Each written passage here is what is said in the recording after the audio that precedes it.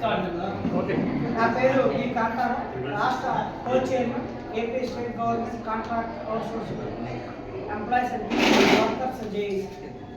ఈరోజు రాష్ట్ర మంత్రిమండలి ఒక నిర్ణయం చేసింది.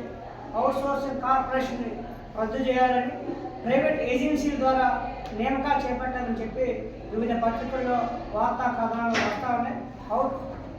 మంత్రిమండలి కూడా నిర్ణయం బయటకు ప్రకటించినట్టు వార్తలు వస్తూ ఉన్నాయి.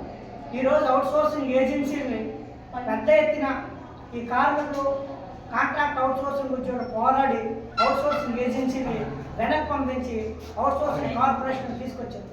ప్రైవేట్ అవుట్సోర్సింగ్ ఏజెన్సీలు పెద్ద ఎత్తున అవినీతికి పాల్పడుతూ ఈపీఎస్, ఈఎఫ్ఐ డబ్బులు కూడా కట్టకుండా దిగమింగే పరిస్థితి ఈ రాష్ట్రంలో కోకల్లమైన ఇన్సిడెంట్స్ ఉన్నాయి. అందులో ప్రత్యేకించి విజయనగరం జిల్లాలో కూడా ఈ సంఘటనలు ఉన్నాయి. పెద్ద ఎత్తున సమశిక్ష అభియాన్లో కానీ, ఏపీ మోడల్ స్కూల్లో కానీ, హెల్త్ డిపార్ట్మెంట్లో కానీ పనిచేసే అవుట్సోర్సింగ్ ఉద్యోగం సంబంధించిన ఈపీఎఫ్, ఈఎస్ఐ పెద్ద ఎత్తున మోసం చేసే పద్ధతిలో ప్రైవేట్ ఏజెన్సీలు ఉన్నాయి. దాని వ్యతిరేకంగా అందరూ పోరాడి ఈరోజు అవుట్సోర్సింగ్ కార్పొరేషన్ తెచ్చుకుంటే ఈ ప్రభుత్వం అవుట్సోర్సింగ్ కార్పొరేషన్ రద్దు చేసి మళ్ళీ ప్రైవేట్ ఏజెన్సీల ద్వారా నియామకాలు చేపట్టాలి, వాళ్ళకే ఈ సర్వీస్ ప్రొవైడర్కి అప్పచెప్పాలని నిర్ణయాన్ని ఏదైతే ఉందో ఈ నిర్ణయాన్ని AP state government contract outsourcing employees, teachers, workers జేఏసీగా వ్యతిరేకిస్తున్నాం. అందుకోసం ఈ రౌండ్ టేబుల్ సమావేశాన్ని కూడా చేస్తాం. మరోవైపు జీవో నెంబర్ 3ను ఈ రాష్ట్ర ప్రభుత్వం విడుదల చేసింది. ఏంటి జీవో నెంబర్ 2?